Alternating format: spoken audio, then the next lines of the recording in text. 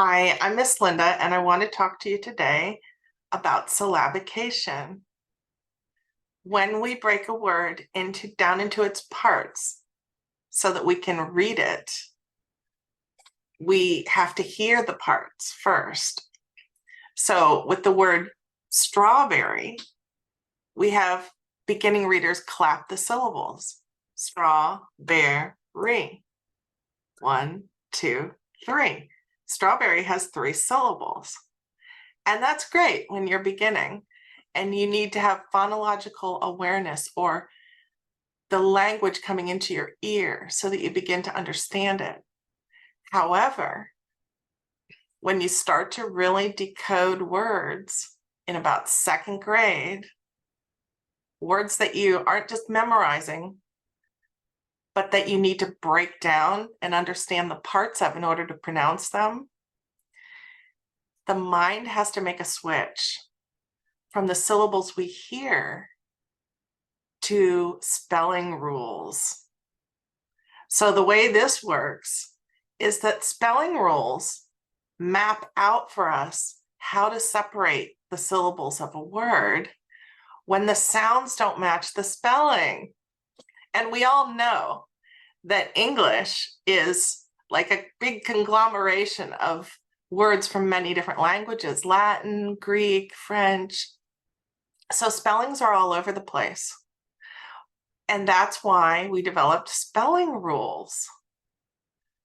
So this is one issue when students get into reading longer words, is if they have not been taught basic spelling rules, then the mind doesn't have a map for how to separate words into component parts that will tell us how to pronounce them.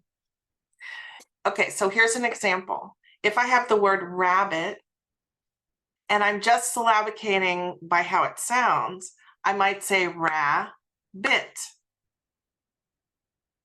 But rabbit is not syllabicated that way. We have to switch to spelling rules for that word because the spelling rule tells us that the word needs to be separated between the 2 B's in the middle. Rabbit is spelled R-A-B-B-I-T. And we have to separate the syllables between those 2 B's. So we have rab and bit. And the reason we have to do that is because if we just syllabicated it the way it sounded, ra would not be pronounced ra, it would be pronounced ray. And rabbit is not the word. Now, why would we have to pronounce it ray if we just have RA as our first syllable? Because the rules of spelling tell us that when a syllable ends with a vowel, it always says its name. It's always a long sound. Ray. But we don't have ray, we have rab. So that's why we need that B on the end of that syllable.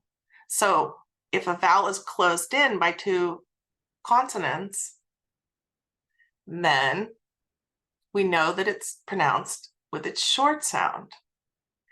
And once children understand this, they're separating words all over the place properly and able to know exactly how to pronounce the vowel sounds.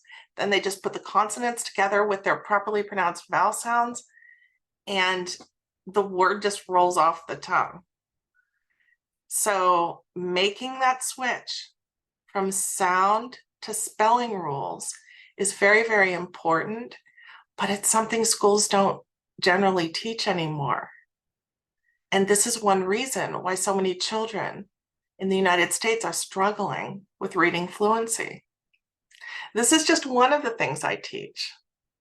But I invite you to contact me for a free diagnostic so that we can see where your child is at with their understanding of how to read.